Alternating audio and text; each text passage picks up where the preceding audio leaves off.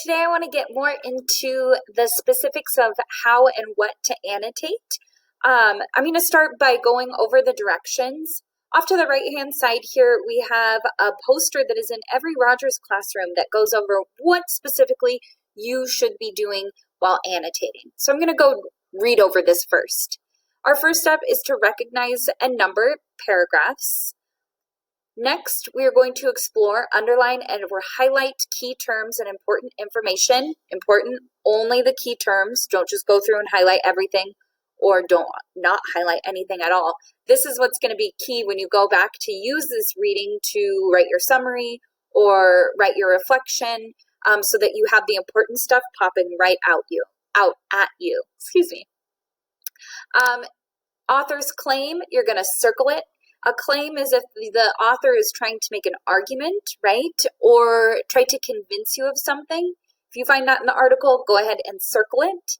And the next thing is to draw a box around new or unfamiliar words. What I would suggest is draw the box as you're reading, and then I would keep reading to see if you can get the overall meaning of the sentence, the paragraph, and the entire article, and then go back and look for the definitions of those words. All right, now let's look at symbols. Off to the side, you can draw or need to draw symbols to show your understanding.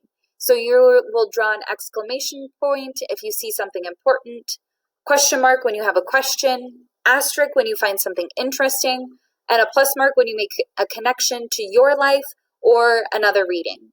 And for me, the most important thing is to record your thoughts in the margins. So I showed you last time, I think, how to number your paragraphs. The tricky thing with this is that your title is technically the first paragraph.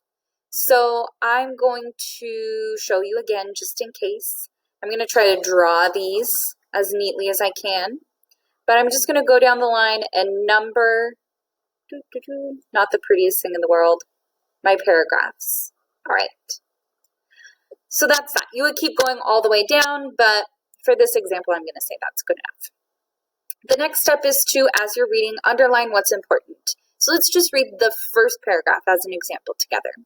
Supreme Court Justice Ruth Bader Ginsburg has died.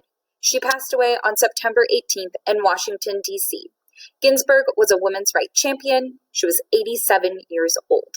All right, go ahead and looking for things that are important. Ruth Bader Ginsburg has died. I'm going to do the date, September 18th. The place, Washington, D.C., and that she was 87 years old. All right.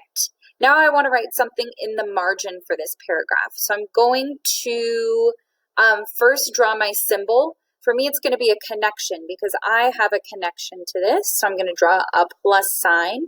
And now I'm going to type my margin in, or type my comment in the margin because it would be way too difficult to draw it. My handwriting would be terrible.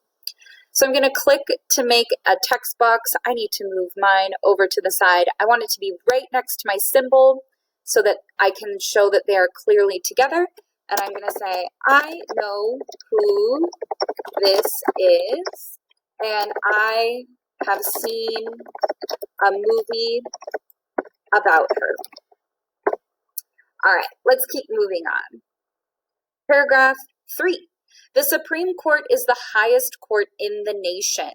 There are just 9 justices. They make important rulings for the country.